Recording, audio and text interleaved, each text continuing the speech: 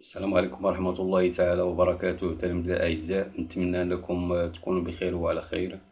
Aujourd'hui, nous allons voir la correction mécanique, partie 1 de l'examen national session de rattrapage juillet 2018.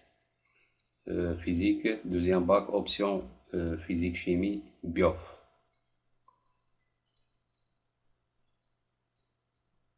Voilà, la mécanique est notée sur 6 points.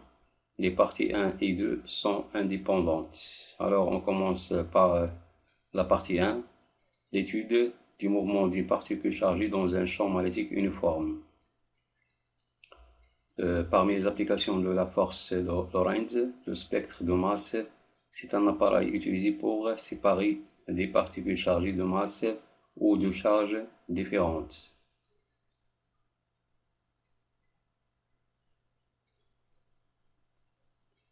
Le but de cette partie de l'exercice est de déterminer la masse d'une particule chargée en étudiant son mouvement dans un champ magnétique uniforme.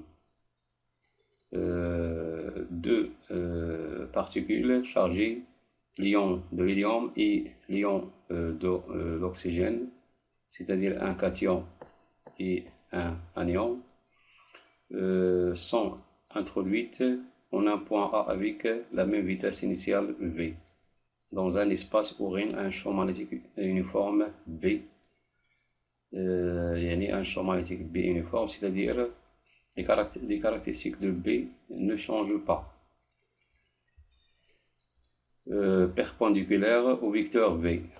On considère que les deux particules, hélium de plus et O de moins, ne sont soumis qu'à la force de Lorentz donnée. On rappelle l'expression de la force de Lorentz, F est égal Q V vectoriel B, c'est-à-dire les trois vecteurs F, I, V et B forment un trièdre direct. La masse de la particule de l'ion de l'hélium, M de l'hélium de plus égale 6,68 10-27 kg. La figure 1 représente l'enregistrement des deux trajectoires des particules dans le champ magnétique uniforme B. Voilà la représentation de vecteur vitesse, il est dans le plan, et voilà la représentation du vecteur de champ magnétique uniforme, il est perpendiculaire sur ce plan où il y a le mouvement des deux particules. Voilà le sens, ou bien le sens de B, il est dirigé vers l'avant, يعني l'avant de nous، يعني كيمشي من يخترق الورقة وتمشي لهيه. Voilà. Alors, on a deux trajectoires des deux particules, la particule 1, la particule 2, ولكن ما عرفناش شكون هي يعني هاد لا تراجيكتوار، واش ديال H de plus ou bien ديال O de moins. إذا من بعد غادي نتعرفوا عليهم. واحد identifier la trajectoire correspondante à chaque particule. إذا هنا donner la trajectoire de chaque particule. En appliquant la deuxième loi de Newton dans un référentiel galiléen, montrer que le mouvement de l'ion de l'hélium est uniforme et de trajectoire circulaire de rayon R de l'ion de l'hélium égale M, la masse de l'ion de l'hélium, fois V divisé par 2E fois B. Alors, 2E c'est Q de l'ion de l'hélium, c'est-à-dire la charge de l'ion est supérieure à 0. Question 3. En exploitant la figure 1, déterminer le rayon ou bien le rapport de rayon de O2 moins sur le rayon de l'ion de l'hélium, avec RO2 moins étant le rayon de la trajectoire de la particule O2 moins. Quatrième question. Montrer que la masse de la particule O2 moins et MO2 moins égale 2,67 10 moins 27 moins 26 kg. On commence la correction de la partie 1. On détermine la trajectoire de chaque particule. Alors, on commence par la particule de l'idium, He2+. La charge de la particule de l'idium est positive, Q est égal à 2E, supérieur à 0. Alors, là, il faut faire attention à la charge de la particule. Il y a positif qui est le produit Q fois V et a le même sens que V. Il y a Q inférieur à 0, c'est très bas de le sens. Ou il y a la trajectoire de la déviation de la particule. Il y a le trièdre QV, B, FI direct, c'est-à-dire l'angle entre deux plans consécutifs est égal à 90 degrés, c'est-à-dire pi sur 2. On applique la règle des 3 doigts de la main droite. Alors, le pouce indique le sens de QV vers le haut, vertical, il donne le pouce dirigé vers le haut. L'index indique le sens de B vers l'avant, il donne B مشى للأمام. le major indique le sens de F vers la gauche, c'est-à-dire dans le plan. إذا هنا بالنسبة la force غتكون sur le plan dirigée vers la gauche. وبالتالي la particule la trajectoire 2 ديال la particule He2+, ou la trajectoire 1 ديال l'ion de l'oxygène. حيتاش عندنا Q de l'oxygène كتساوي moins 2E, و moins 2E يعني Q inférieur à 0, وبالتالي QV غيتقلب ليه لو سونس ديالو، غتمشي vers le bas، غتجي لهنا، وبالتالي إلا درنا لو تريادر la règle de la main droite غادي تكون عندنا بالتالي هنا Q fois V dirigé vers le bas، وبالتالي في لو سونس دو F غيتقلب غادي يمشي vers la droite. إذا هنا غتكون لا ديفياسيون de O2-. إذا la force ما عندها حتى شي influence sur l'accélération, bien la vitesse de la particule. إذا seulement l'influence de déviation sur les deux particules. Bien sûr, en présence du champ magnétique uniforme. Voilà. Alors, finalement, la trajectoire de la particule He2+ est vers la gauche et celle de la particule O2 est vers la droite. Alors, on passe à la deuxième question.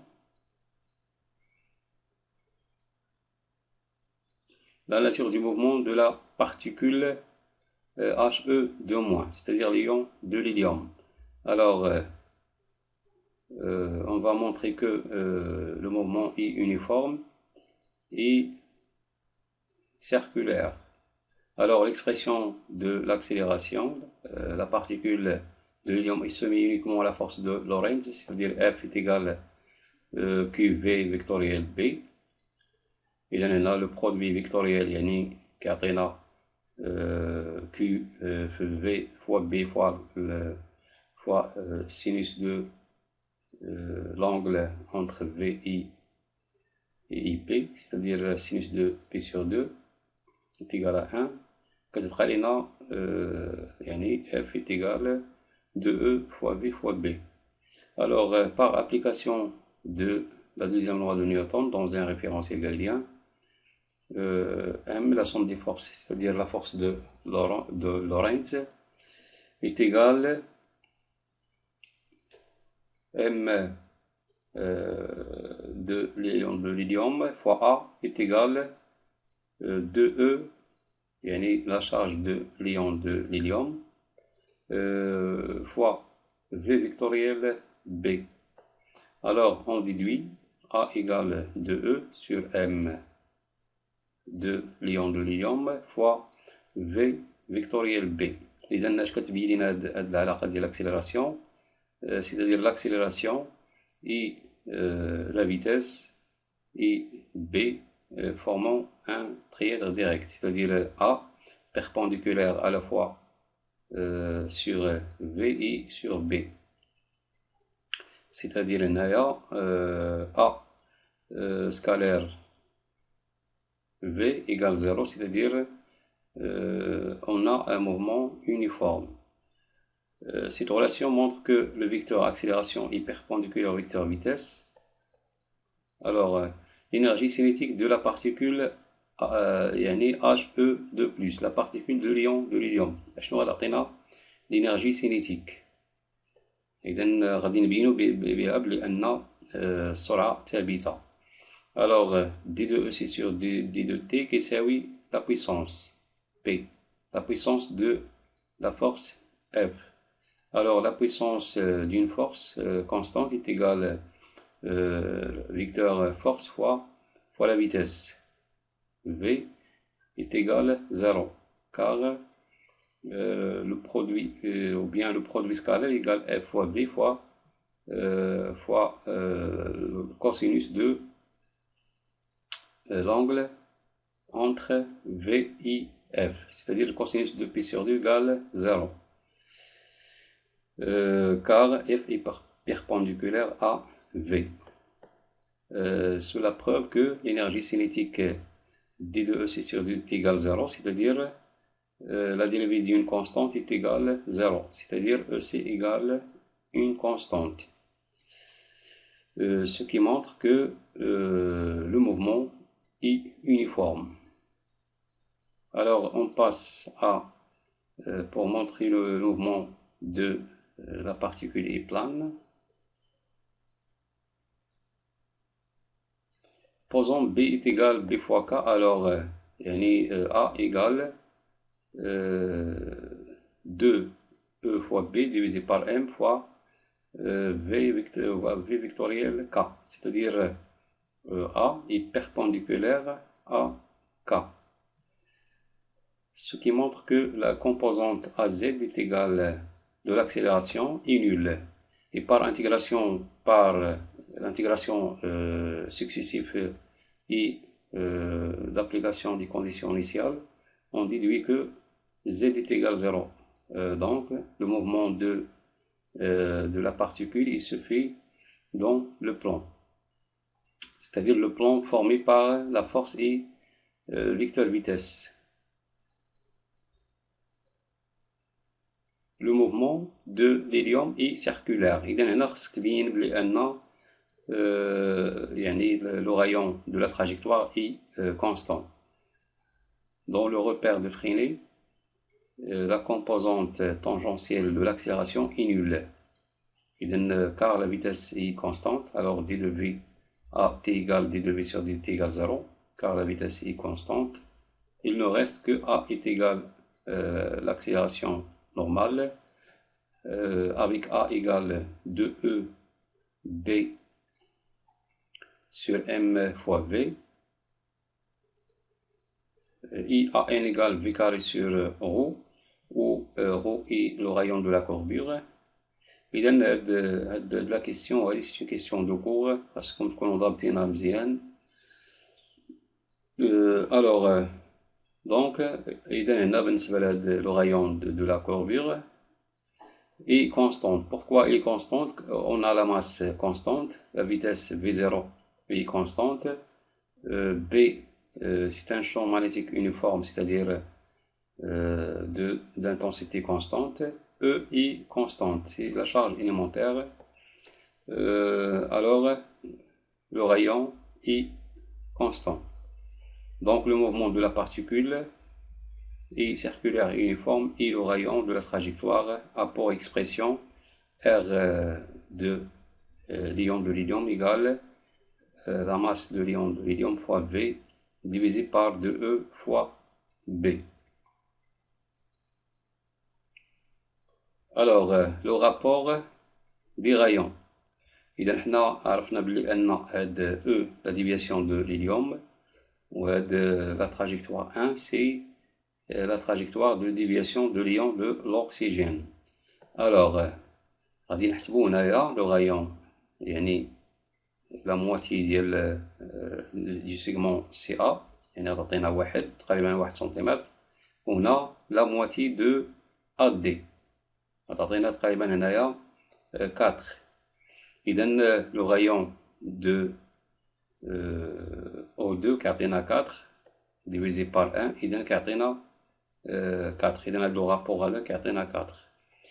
إذا هاد لو رابور هذا كنحتاجوه في هاد النسبة هادي. إلا درنا لو رابور ديال ليون دو l'oxygène divisé par le rayon de l'hélium كنعوضوه ب 4.